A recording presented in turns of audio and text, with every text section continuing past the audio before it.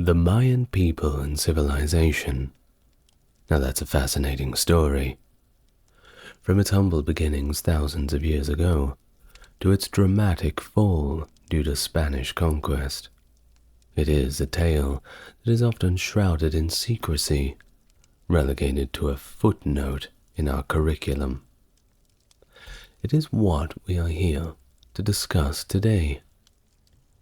Hello everyone and welcome.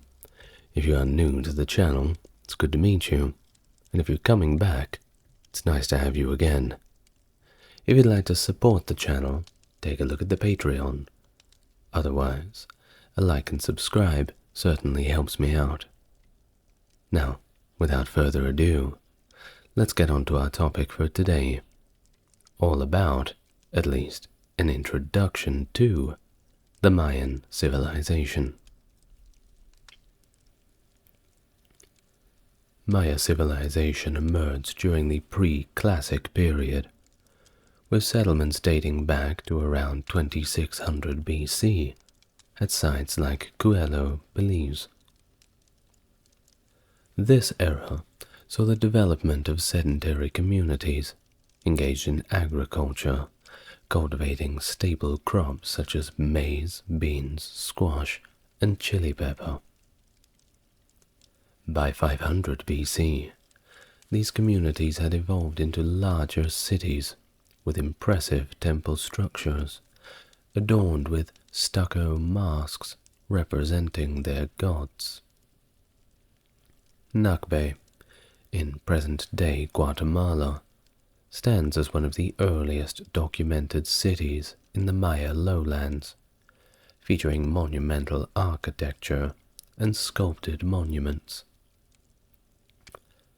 The middle of this pre-classic period also witnessed significant settlement in the northern lowlands of Yucatan. Towards the end of this period, around 400 BC, early Maya rulers began erecting stelae to commemorate their achievements and also assert their authority.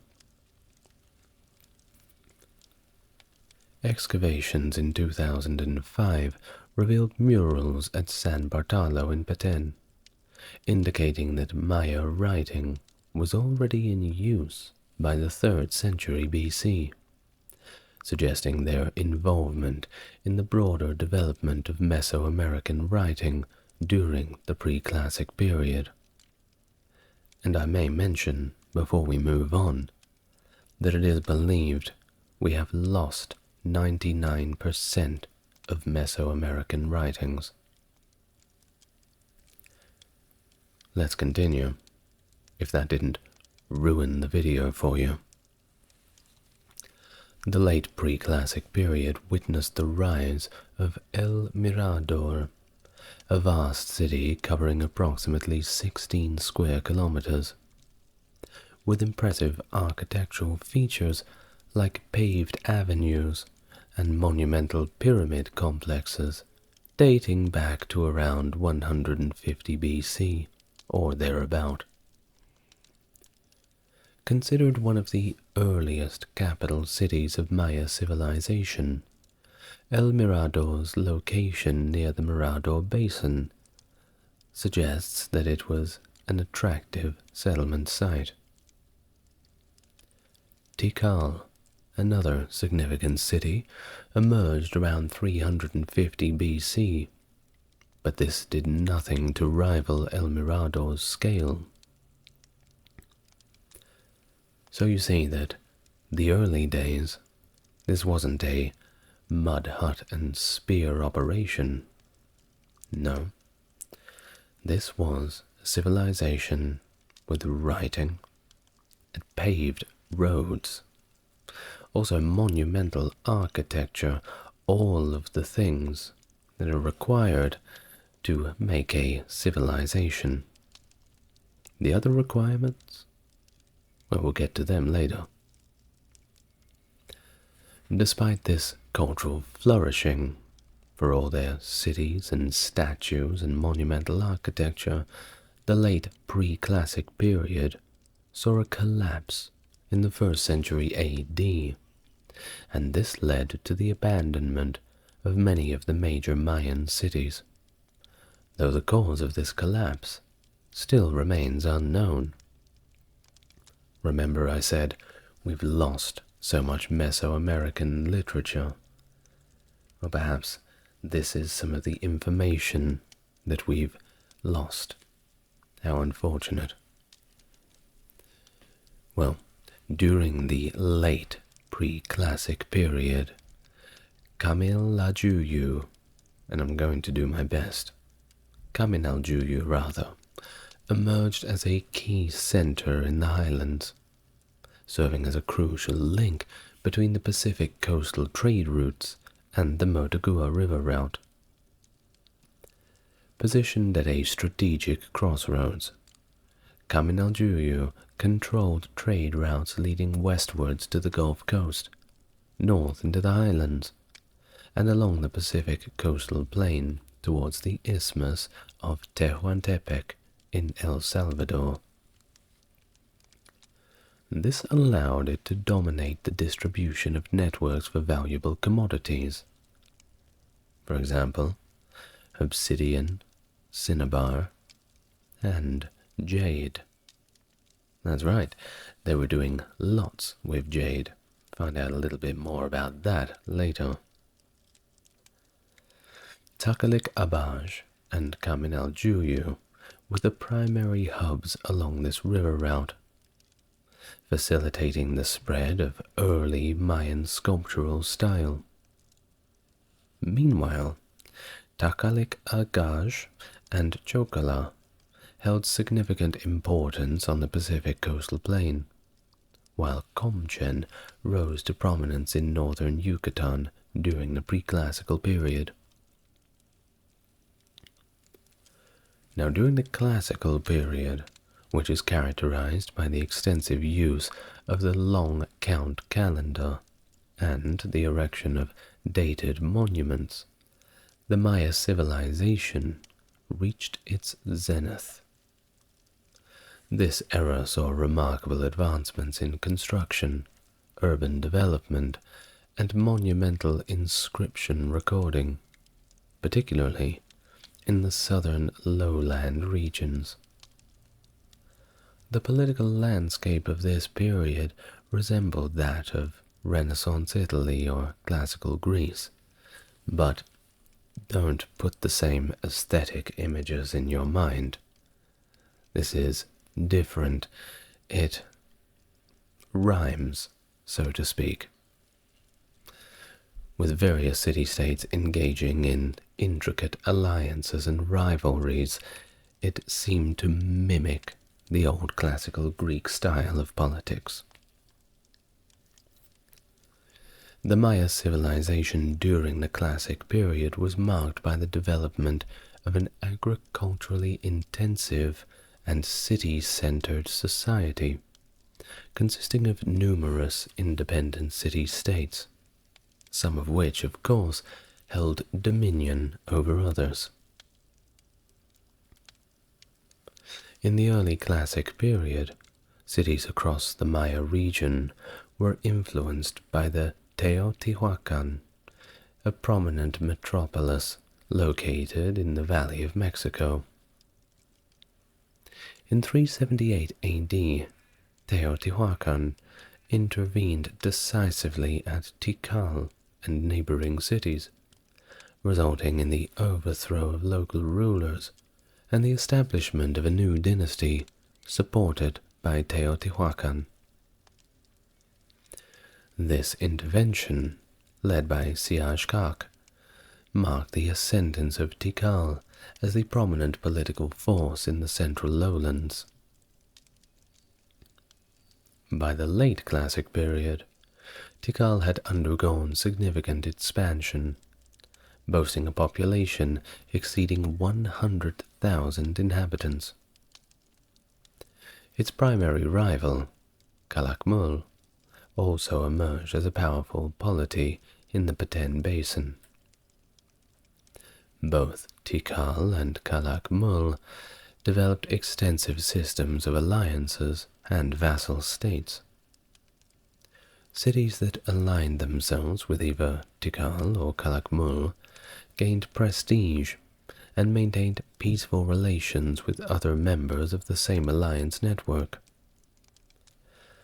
The maneuvering of alliance networks between Tikal and Calakmul resulted in alternating periods of prosperity and decline for each city-state, depending on the outcome of strategic victories and defeats.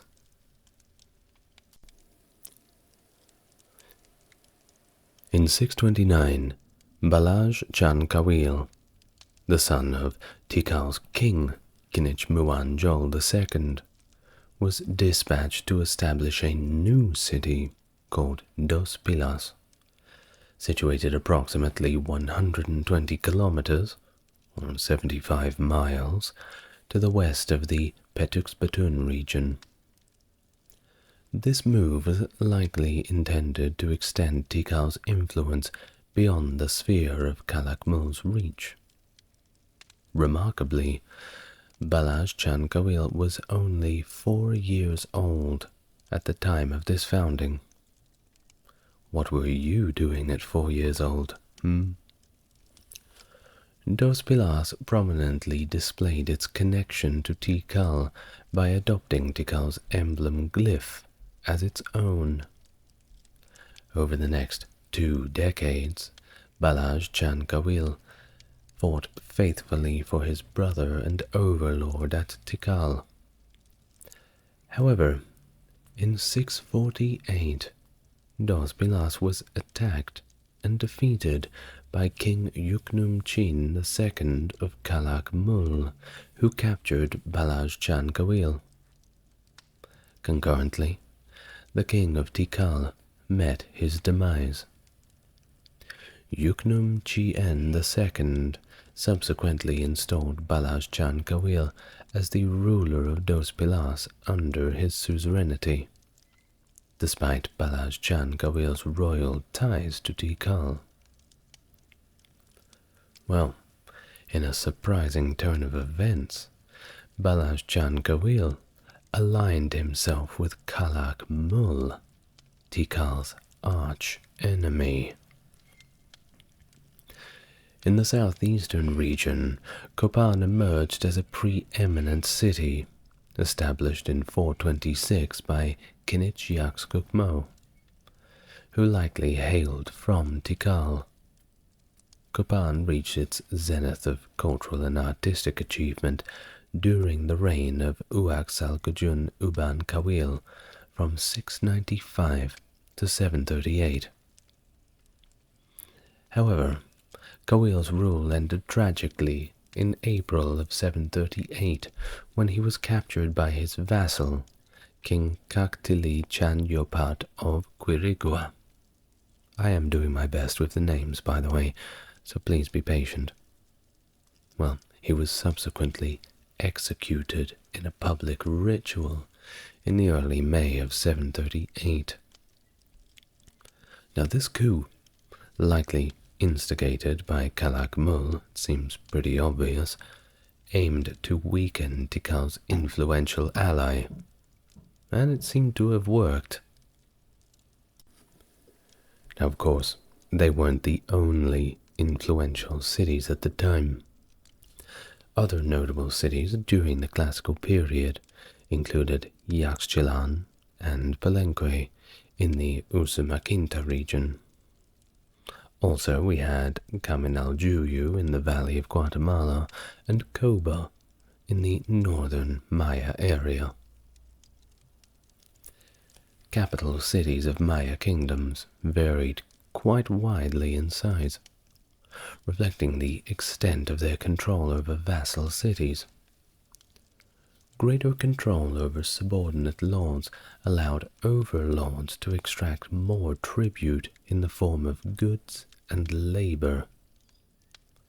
Cacao, textiles, and feathers were among the notable forms of tribute depicted on Maya ceramics.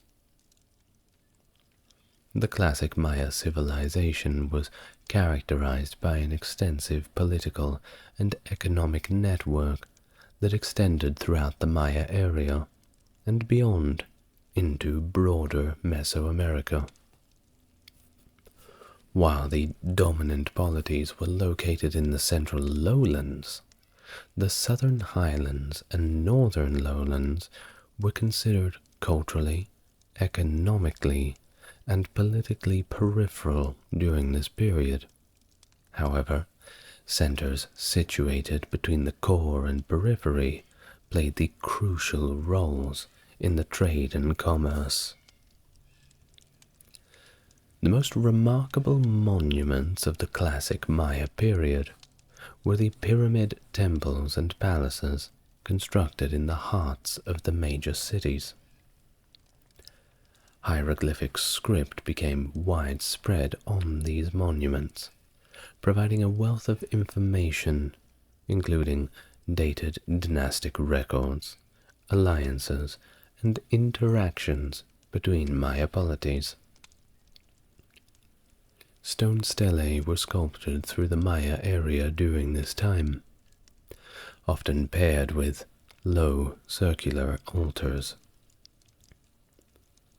This pairing became emblematic of the classic Maya civilization, with almost every kingdom in the southern lowlands erecting stelae in their ceremonial centers. Originally interpreted as stone trees, stelae were later seen as banner stones by the epigrapher David Stewart, who, fortunately for us, managed to catalogue quite a few of them. These monuments served to glorify the king, possibly representing stone versions of vertical standards depicted in ancient Maya artworks. The Maya actively engaged in long-distance trade too, with significant trade routes stretching from the Motagua River to the Caribbean Sea, then north along the coast to Yucatan. Another route extended from Verapes along the Pasión River to the trading port of Cancún. From there, trade routes branched out east to Belize, northward to central and northern Petén, and onward to the Gulf of Mexico and the west of the Yucatan Peninsula. Elite status trade goods, the luxury stuff, such as jade, fine ceramics, and quetzal feathers, played a crucial role in these trade networks, and were very, very popular. Additionally, of course, more commonplace trade goods, like obsidian, salt, and cacao, were also likely part of these trade exchanges. During the 9th century AD, the central Maya region experienced a significant political collapse, characterized by city abandonment, the collapse of dynasties, and a shift in activity towards the north. This decline coincided with the cessation of monumental inscriptions and large-scale architectural construction. While there is no universally accepted explanation for this collapse, at least as of yet, it likely resulted from a combination of factors, among them including endemic warfare among the Maya city-states, overpopulation leading to environmental degradation, and a prolonged period of drought. Now, this period, known as Terminal Classic, saw increased activity in northern cities, such as, you probably know the name, Chichen Itza and Uxmal. While major cities in the northern Yucatan Peninsula continued to thrive, even after the southern lowland cities all but ceased their monumental construction. Chichen Itza, by the way, requires a video all to itself. Just another one on the list. Please be patient. Evidence suggests that the Maya population exceeded the carrying capacity of the environment, leading to depleted agricultural resources, deforestation, and of course an overhunting of large animals. A prolonged drought lasting approximately 200 years certainly exacerbated these environmental stresses. Classic Maya society was structured around the ritual authority of the ruling elite rather than centralized control, which limited the ability to respond effectively to changing conditions. Rulers responded by intensifying traditional activities, such as construction, ritual, and warfare. Ultimately, this managed to worsen these symptomatic problems. By the 9th and 10th centuries, this led to the collapse of the ruling system based on divine authority. In the northern Yucatan, individual rule gave way to ruling councils composed of elite lineages, while kingdoms in other areas experienced a decline or catastrophic collapse, resulting in the rapid depopulation of their cities. Within just a few generations, large parts of central Maya were abandoned completely, with cities like Palenque, Copán, and Tikal falling into relative obscurity, a relic of the past. Warfare engulfed regions like Petén, leading to the abandonment of once great cities like Dos Pilas and Aguateca. Monumental construction had all but ceased.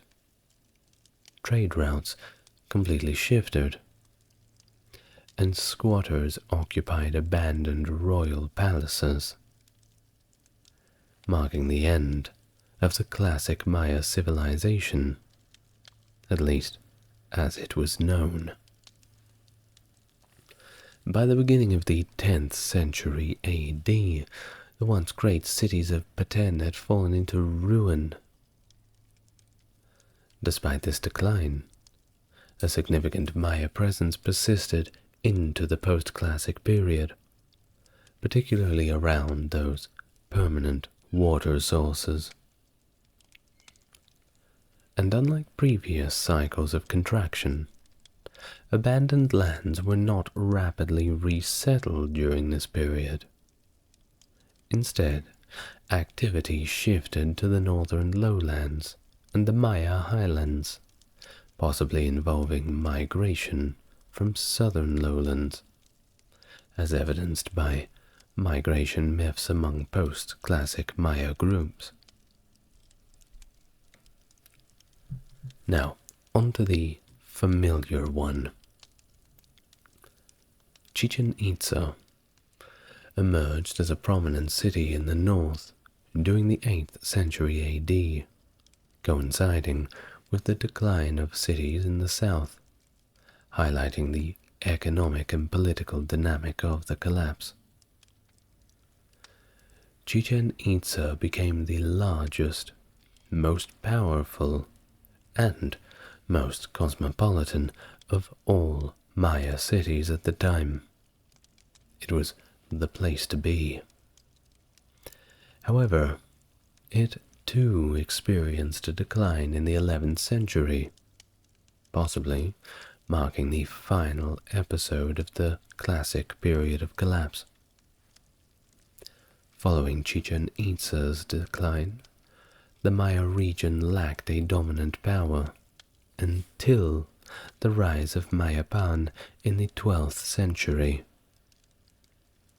New cities emerged along the Caribbean and Gulf coasts, and new trade networks formed.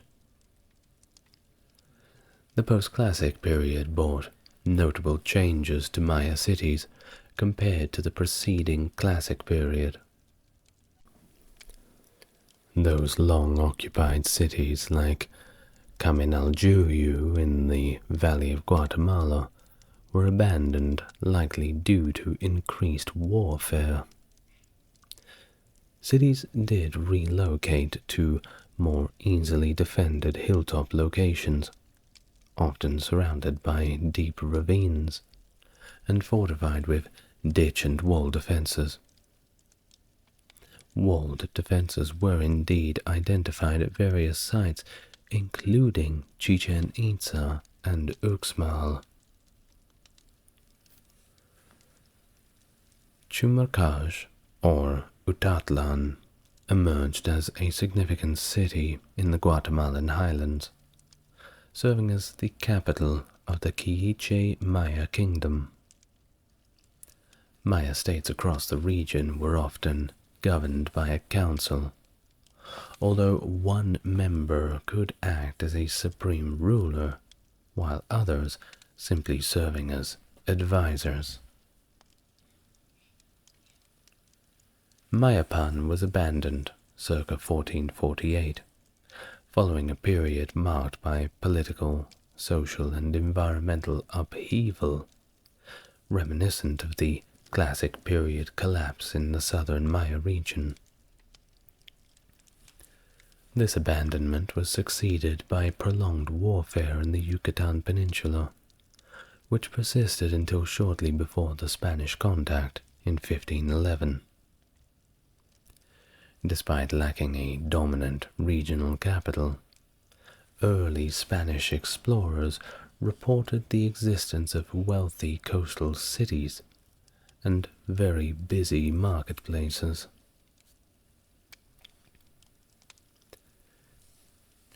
Moving into the late post-classic period, the Yucatan Peninsula was divided into several independent provinces, sharing a common culture, but differing in their political organization. Among the most significant provinces were Mani and Sotuta, which maintained mutual hostility. At the time of the Spanish arrival, the northern Yucatan Peninsula was home to polities such as Mani, Campeche, Chacan, and others. In the southern portion, encompassing the Petén Basin, Belize, and surrounding areas, various polities and groups resided, including the Itza, Kawoj, and Mopan, among many other smaller groups. Additionally, the Cholan Maya-speaking Lacandon controlled territory along the Usumacinta River in eastern Chiapas and southwestern Petén.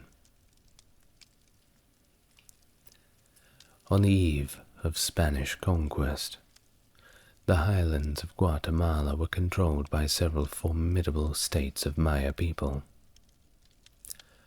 Over these centuries that led up to the Spanish arrival, the Quiche had established a small empire encompassing much of the western Guatemalan highlands and the nearby Pacific coastal plain. However, in the late 15th century, the Tikal rose against their former Quiche allies and established a new kingdom to the southeast, with Iximche as its capital.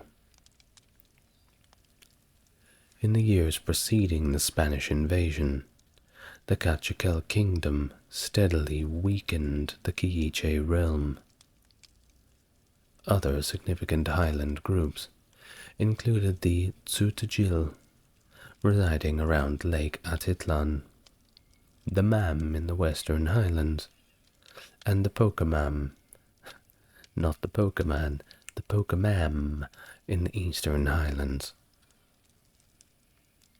In the central highlands of Chiapas, various Maya peoples, such as the Tzotzil and the Tojolabal, inhabited the region, organized into various different provinces. And this is where it gets very interesting, because the Mayans were about to meet with a new kind of people. In 1511, a Spanish ship ran aground in the Caribbean, leading to the landing of about a dozen survivors on the Yucatan coast. Captured by a Mayan lord, most met pretty undesirable fates, but two managed to evade capture. From 1517 to 1519, 3 separate Spanish expeditions scoured the Yucatan coast, clashing with the Maya in several skirmishes. With the conquest of the Aztec capital in 1521, Hernán Cortés dispatched Pedro de Alvarado to Guatemala with a formidable force. Alvarado's arrival in Soconusco in 1523, backed by 180 cavalry, 300 infantry, and 4 cannons, also numerous allies from central Mexico, heralded the fall of the Quiche capital, Cumurcaj, in 1524. Subsequently, the Spanish found temporary alliance with Iximché, the Cachiquel capital, but excessive demands for gold led to its abandonment shortly after. Zacalú, the Mam capital, fell in 1525. Francisco de Montejo and his son launched successive campaigns across the Yucatan Peninsula, completing the conquest by 1546. This left only the Petén Basin Maya kingdoms independent. The rest had already gone. Finally, all the way in 1697, Martin de Ursua's assault on Noche Petén marked the end of independent Mayan rule. The Spanish conquest brought profound challenges to Maya civilization, yet certain aspects persisted despite colonial influence. Remote Maya villages often operated independently from Spanish rule, maintaining their traditional ways of life and familial structures. Agriculture, centered on maize and beans, remained vital, albeit bolstered by the introduction of steel tools. What have the Spanish ever done for us? Traditional crafts like weaving, ceramics, and basketry persisted, as did the local markets and trade networks. Although the colonial administration sometimes encouraged traditional practices for tribute, European standards often influenced production. Maya beliefs and languages showed resilience against the Catholic missionary efforts, with the 260-day Tzolk'in calendar still observed in modern Maya communities. Millions of Maya descendants continue to inhabit their ancestral territories, preserving their rich cultural heritage. From the 16th century onward, Spanish soldiers, clergy, and administrators immersed themselves in the history and beliefs of the pre-Columbian Maya civilization. Motivated by efforts at conversion and assimilation, albeit the Mayans assimilating to them, not the other way around, the Catholic Church representatives meticulously documented what was left of the Maya culture, including, of course, their religious practices, calendar system, and their hieroglyphic writing. Despite the notorious destruction of Maya books by figures like Bishop Diego de Landa, early Spanish visitors left detailed descriptions of Maya ruins across Yucatan and Central America, recognizing their association with the region's inhabitants. In the 19th century, American traveler John Lloyd Stephens and architect Frederick Catherwood's illustrated accounts of Maya ruins captured global fascination, inspiring further exploration and speculation by antiquarians like Augustus Le Plengnon and Désiré Charnay. The latter half of this century witnessed increased interest in deciphering Maya hieroglyphs and recording ethno-historic accounts. The birth of modern scientific archaeology in the late 19th century, exemplified by the work of Alfred Maudslay and Teoberto Maler, marked a significant turning point in understanding Maya civilization. Excavations sponsored by people like the Peabody Institute and the Carnegie Institution unearthed key sites and artifacts, laying the groundwork for future research. In more recent decades, advancements in technology, including satellite imagery and LIDAR technology, have revolutionized our understanding. LIDAR technology in particular has uncovered previously unknown structures and settlements, challenging earlier assumptions about Maya population density and urban planning. Breakthroughs in deciphering Maya script have reshaped scholarly interpretations, revealing the complexity of Maya society and dispelling myths about their governance and lifestyle.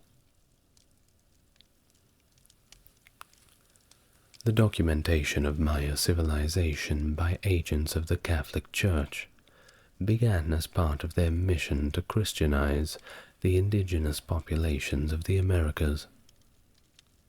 They sought to understand the societies they encountered and recorded their observations in various texts, often with the intention of using this information to facilitate the ease of conversion from Maya religion to Christianity. Following the accounts of Catholic missionaries, Spanish priests, and colonial officials, further added descriptions of Maya ruins in regions like Yucatan and Central America. These accounts contributed to the growing interest in Maya civilization among European scholars and intellectuals. In the 1960s, J. Eric S. Thompson, a prominent Mayanist, put forward influential theories about Mayan civilization that shaped scholarly understanding for decades. Thompson proposed that Maya cities primarily served as ceremonial centers rather than urban hubs, suggesting that the Maya population was dispersed across the forests around the cities. He also portrayed the Maya as governed by a peaceful group of astronomer priests, downplaying the role of warfare in Maya society. It all sounds pretty nice, right? Well, unfortunately, these ideas began to unravel with significant advancements in the decipherment of the Maya script during the late 20th century. Scholars like Heinrich Berlin and Yuri Knozerov made crucial breakthroughs in understanding Maya hieroglyphs, enabling a deeper understanding of Maya texts and inscriptions. As scholars decoded more of the Mayan texts, they uncovered evidence that directly contradicted Thompson's theories. The newfound understanding of the Maya script revealed accounts of warlike activities undertaken by the classic Maya kings. This all but completely blew away the perception of the Maya as an inherently peaceful people. It also reshaped scholarly interpretations of Maya civilization, highlighting the complexity and diversity of Maya society beyond all of our earlier assumptions.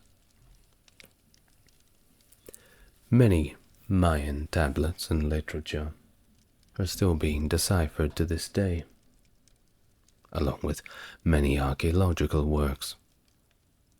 Now, in terms of the Mayan culture and religion, society, politics, this will be a separate video. This video is effectively serving as a short introduction for us to establish a timeline so we can understand the rise and fall of the Maya. You will be getting another video quite soon on the aforementioned deeper topics. But until then, I'd like to thank my Mega Chad Patreon, that being Stark Factory. Thank you very much for supporting the channel. You are indeed a Mega Chad. And if you would like to be a Chad, or a Mega Chad, or even an Ultra Chad, you may head over and have a look at my Patreon, where all the videos are ad-free. And you'll have my eternal thanks and help me keep the channel going.